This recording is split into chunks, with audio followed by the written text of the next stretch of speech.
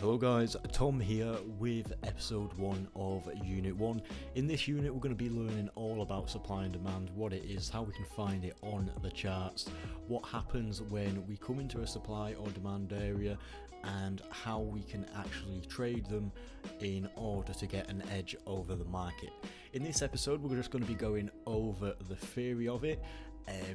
So we're going to be talking about what it is and how we can find it on the charts, and then in the next episode we'll go on and have a look at some examples in the real life situations of having a look on the charts and having a look at how price reacts when it gets to it. So what is supply and demand? Supply and demand is apparent in every aspect of life. We often use it in our day-to-day activities. If there is no supply, then there cannot be a demand. They both need to exist to have an effect. There can, however, actually be more of one than the other. So for example, if you do need 100 apples but there is only a supply of 50 apples, then the demand remains there till the remaining 50 apples can be filled to meet your demand.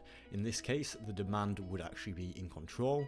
The same with supply. If there is a supply of 100 apples and you only want 50, the supply will remain there until you use up the last 50 apples, and in this case supply is in control. So as we can see here on the left hand side, we've got a little diagram of basically as the demand goes down, the supply starts to come back into control, and yet again as supply goes down, the demand comes back into control here. There can be a point which is called the equilibrium of where demand and supply are both in control, and that is pretty much called a range. So the same thing goes with trading. At one given point, either supply or demand is in control. If supply is in control, then the bears are in control, and if the bears are in control, then basically the market will go down. On the other hand, if demand's in control, the bulls are in control and the market will go up. And like I said, sometimes they will both be in control at the same time, and this will put the market into a range, but more often than not, one or the other will be in control.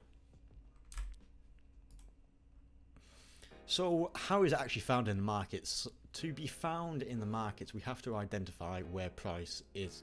If we are looking above price, if we're looking above the ask line and the actual price, any zones will be supply, and then if we're having a look at any zones below, then those zones will be demand. Now to identify these zones, we have to look at the candles before the progressive move. What a progressive move is a move down here that kinds of breaks structure like so. So you can see here's our little structure line, and price comes down, and that is a progressive move. In this example here, we've got the structure line here, and the price basically comes up, breaks that, and that there is the progressive move. So if the progressive move is down, then we are going to look at the last set of up candles. So you can see here the last set of candles going up, and this is known as a supply zone. And then yet again, if the candles are going down, then this is an area of demand. So basically, when price comes into these, we can often see a reaction going in the same direction. So say for example, price comes up like so, comes into this supply zone and then shoots off. We can expect basically price will follow through with that decision and carry on going down. Yet again with the bullish one, if price comes down like this and then comes into this zone, we can often expect that price will come back up and continue with the bullish trend.